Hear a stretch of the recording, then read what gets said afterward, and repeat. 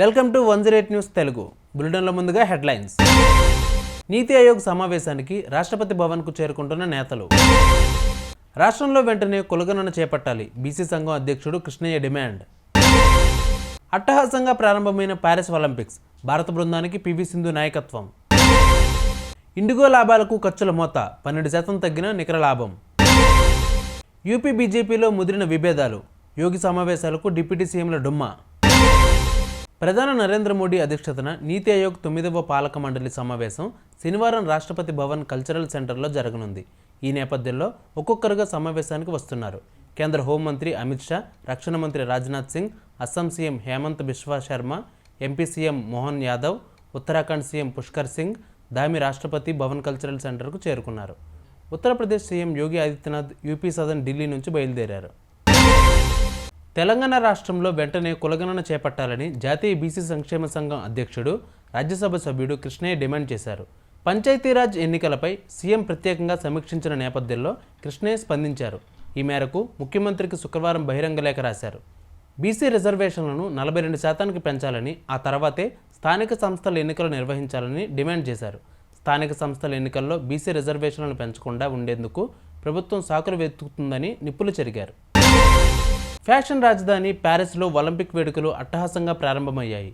Olympics చరిత్రలోనే తొలిసారి నదిలో జరిగిన సంబరాలు అత్యంతం ఆకట్టుకున్నాయి. నదిపై 6 కిలోమీటర్ల మేర సాగిన పరేడ్లో 85 పడవలపై 6,800 మంది అథ్లెట్లు పాల్గొన్నారు. ఫ్రాన్స్ అధ్యక్షుడు ఇమాన్యుయల్ మెక్రాన్, అంతర్జాతీయ ఒలింపిక్ సంఘం అధ్యక్షుడు థామస్ బ్యాక్ సహా దిగ్గజ అథ్లెట్లు వేర్వేరు రంగాలకు చెందిన వారు ఇందులో పాల్గొన్నారు. ఫ్రెంచ్ అక్షర క్రమంలో ఆయా దేశాల పరేడ్లో పాల్గొనగా భారత్ 84వ దేశంగా పరేడ్లో పాల్గొంది. భారత బృందానికి Hyderabad badminton star PV Sindhu, Sharath Kumar నేతృత్వం వహించారు. త్రివర్ణ పతాకం చేబునగా అథ్లెట్ల చేతుల్లో చిన్న చిన్న మువ్వెన్నెల పతాకాలు ధరించారు. దేశీయ విమానయాన దిగ్గజం ఇండిగో లాభాలకు ఖర్చుల సెగ గట్టిగానే తగిలింది.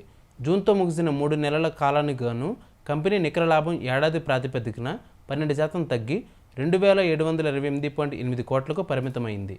చమురు ధరలు బగ్గుమనడం, ఇతర ఖర్చులు పెరగడం వల్లనే లాభాలు తగ్గడానికి ప్రధాన కారణమని వెల్లడించింది. ఇలా అయినప్పటికీ కంపెనీ ఆదాయం 18% ఎగబాకి 20,248.9 కోట్లకు చేరుకున్నది. నిర్వహణ ఖర్చులు 24% ఎగబాకి 17,444.9 కోట్లకు చేరుకుంది. యూపీ బీజేపీలో అంతర్గత విభేదాలు ముదురుతున్నాయి.